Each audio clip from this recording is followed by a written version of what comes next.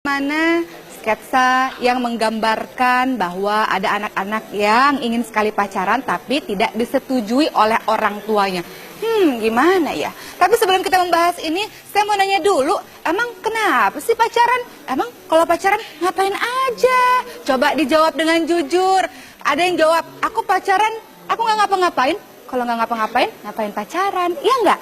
Nah, sebenarnya sebelum kita bertanya kepada banyak orang atau kepada orang tua sendiri, kok pacaran nggak disetujuin sama papa sama mama sih? Kita harus paham dulu, jangan dulu sama orang tua deh, tapi kita tanya dulu sama Allah. Ya Allah, pacaran tuh boleh nggak sih? Di dalam pacaran itu ada aktivitas apa? Ada aktivitas sayang-sayangan, ada aktivitas pegang-pegangan. Nanti setan akan terus bilang, jangan cuma pegang-pegangan. Kalau pacaran pegang-pegangan nggak asik, lebih lagi dong daripada itu. Nanti mulai dibelai-belai, mulai dipegang-pegang.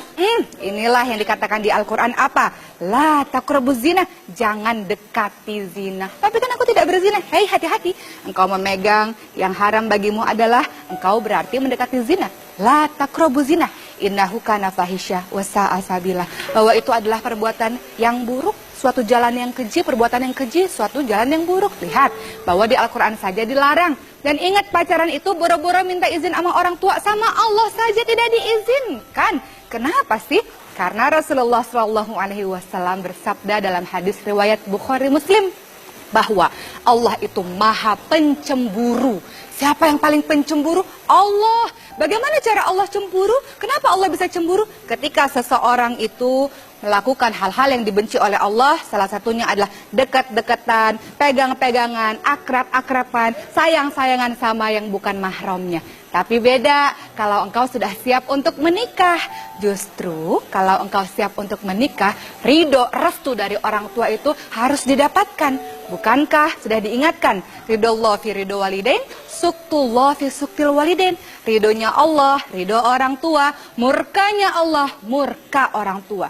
Ketika engkau pada akhirnya akan menikah satu hari nanti, ingat, pernikahan itu bukan hanya laki-laki dan perempuan bersatu, tapi dua keluarga besar itu senantiasa bersatu. Memang kalau perempuan itu harus butuh wali, karena biasanya kalau perempuan jatuh cinta, cintanya buta, serasa dunia ini milik berdua saja, yang lain ngontrak. Jadi makanya butuh yang namanya wali. Tapi kalau laki-laki memang sih nggak butuh wali. Jadi laki-laki bilang, kalau gitu nikah nggak perlu restu orang tua dong. Hei, siapa bilang? Ketika pada akhirnya engkau menikah tanpa restu dari kedua orang tuamu, maka engkau tidak akan mendapatkan keberkahan dari mereka. Bukankah salah satu doa yang mustajab langsung didengar oleh Allah, selain doa orang yang dizolimi, selain musafir, adalah doa orang tua terhadap anaknya? Ketika orang tua engkau sakiti perasaannya, karena engkau lebih memilih orang lain, padahal yang selama ini melahirkanmu, kemudian yang menyusuimu, mendidikmu, membimbingmu, menjadikanmu sampai orang yang sukses adalah orang tuamu.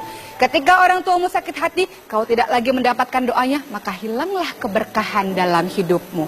Maka ini menjadi pelajaran berarti bagi kita semua bahwa cinta itu bahaya sekali. Sebenarnya cinta hanya ada setelah nanti pernikahan.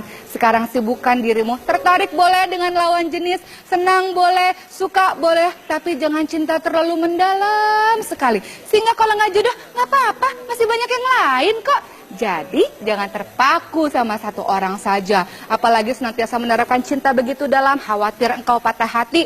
Orang-orang patah hati bahaya, bisa bunuh diri, bisa gila, bisa berantem antar satu golongan dengan golongan yang lain. Gara-gara apa? Gara-gara perempuan. Ingat, perempuan zuinalin nasi hubbus syahawati minan nisa, dijadikan indah pandangan manusia-manusia ini terhadap wanita. Jadi wanita, jagalah diri baik-baik. Dan engkau membutuhkan wali untuk nanti menjadi wali pernikahan, membutuhkan ayahmu. Jadi jagalah hubungan baik dengan kedua orang tuamu, jagalah hubungan baik dengan keluarga besarmu. Toh nanti ketika membina urusan rumah tangga, ada yang namanya konflik dalam rumah tanggamu, dan engkau membutuhkan orang tuamu, keluargamu menjadi hakam, menjadi ahli yang senantiasa memberi pendapat-pendapat untuk kebaikan.